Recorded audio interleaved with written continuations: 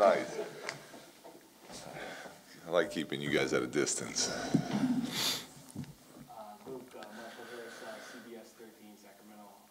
First off, just how has the coronavirus kind of just impacted everything from your standpoint? Well, it's a serious subject, and the NBA is doing the research, talking to the doctors, making sure that player and fan media safety is top priority. And they're working with each team individually and kind of in a group setting to figure out what the plan is. And for us as players and coaches, we're going to continue to play and compete and entertain and try to win unless told otherwise. Do you feel like there's a timeline at all, or is it just a day-by-day, hour-by-hour situation? I don't know if you heard the Ivy League tournament got canceled for men and women. In San Jose, they're not playing at the SAP Center in front of large crowds for the rest of the month at least. How does it feel like? Does it feel like a real possibility that the NBA could play games without spectators? I mean, it's a possibility, right? But it's one of those things that we trust the NBA, and if that comes down, then we'll do it. But we're not going to spend time focused on that when that's just a possibility, right? So we got the Pelicans coming to town. Our priority, I shouldn't say our priority, but what we're focused on right now is the Pelicans and what our game plan is and what we're trying to do. And this is obviously, health is always more important. So we're conscious about it, and there's people within our front office that are directly working with the NBA. And if a plan comes down from above, then we're on board and we'll follow it. But as players and coaching staff, we're focused on what our job is. Looking at the film, the last game and maybe previous games, so what, if anything, have you learned about those slow starts and how you'll address that, and whether or not there will be changes, if at all, to the starting lineup? Yeah, they did a good job. The Toronto did a really good job of just being more physical than we were to start that game. They were pushing us out of our spots. We weren't able to execute our offense, and our top priority defensively was transition defense, and we didn't do a good job early on in that game. And it's something that we're working on. That's a veteran championship team, and that's what we're trying to get to. And we felt a good lesson. We had a great opportunity. Unfortunately ended up in a loss, but what a great experience for our group to feel that this late into the season in that type of game. So we're always looking at different opportunities and different scenarios to get our team better, and we'll keep doing that. I apologize for all this. You got the allergies in Sacramento are real. I mean, don't cough. Yeah, this is like I'm like eyes watering, and so.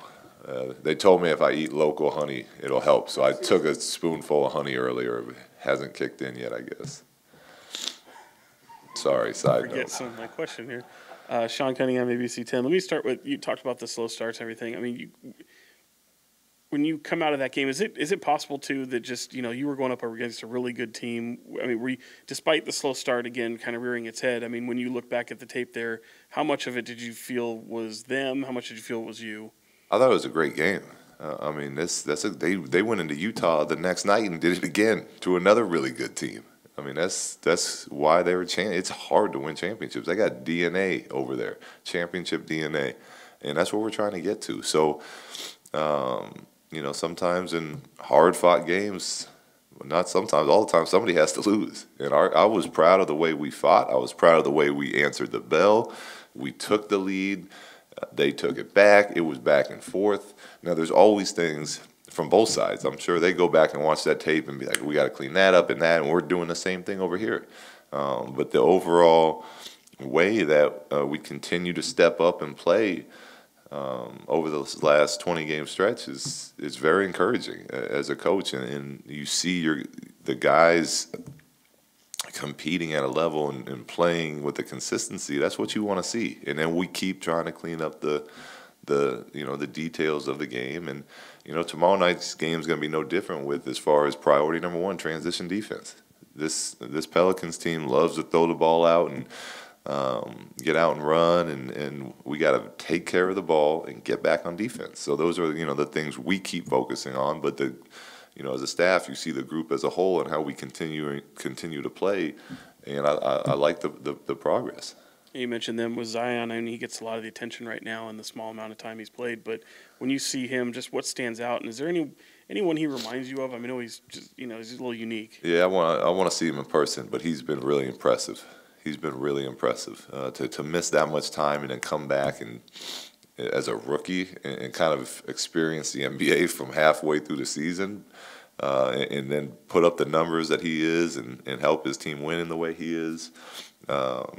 They got a very good, very good young player over there in New Orleans, and we'll try different matchups on him. We'll see what's working best for our group. It's our first time going against him, and it should be a lot of fun. He remind you of anybody? Well, I haven't seen him live yet. I mean, it's tough to really make that comparison until you get a feel for somebody, but. Very impressive what he's doing right now. And my final one, just back to the Corona stuff for a minute. I know it evolves every single day, and there's precautions for players and everybody right now. But I mean, how much has it been a topic discussion among you guys? And I mean, you got fans, and you got family in the stands as well. I mean, how much of a concern is them, or is anyone kind of thinking of not bringing their family to games or anything like that? Yeah, I mean, I can only speak for myself. My family was here last game. We feel like as long as we take the proper steps and we're constantly washing hands and just being mindful of what we're doing, we should be fine. And that's it's an individual choice for each person. But for myself and my family, we feel completely fine, comfortable, safe going out into the town, coming to games and whatnot. Luke, on the question of the lineup and the starts and kind of analyzing that, I guess a couple of parts to this question. One, do you anticipate going with the same starting group tomorrow night? Well, we're for now, yeah, but we're still looking at matchups and rotations, and there's the Pelicans present a unique challenge as far as sometimes there's 5 perimeter players all outside the three-point line, and then Zion and what he brings. So there's certain matchups we're looking to keep. So nothing's been determined for sure yet, but we're still looking into it. With Rashawn, is there a minutes restriction, and is sort of figuring out how to manage that a factor in whether he's ready or not to yes, go back? Yeah. There is a minutes restriction. We wanted to get him through the back-to-back. I might have pushed the boundaries a little bit on that last game, but he's fine. He felt good today. So that minutes restriction, he was a full participant in practice. That minutes restriction will go up. His conditioning continues to get a little better, and those are all play into that decision as well. And lastly on that, when you have a team that's played really well for this period of time, is there concern about making a change, whether it is, or is there kind of a thought that we can still optimize this and maybe take it to another level? Yeah, there's both of those are realistic scenarios, and we try to keep that into account all year. I feel like anytime someone's come back, if we're playing well, we kind of at least ease a change back into it. But I feel like where we're at as a group, the togetherness we have right now, if we do make a move here or there, it won't impact us in a negative way. It'll be something that we continue to rally behind and continue to come out and play with the same type of intensity and purpose.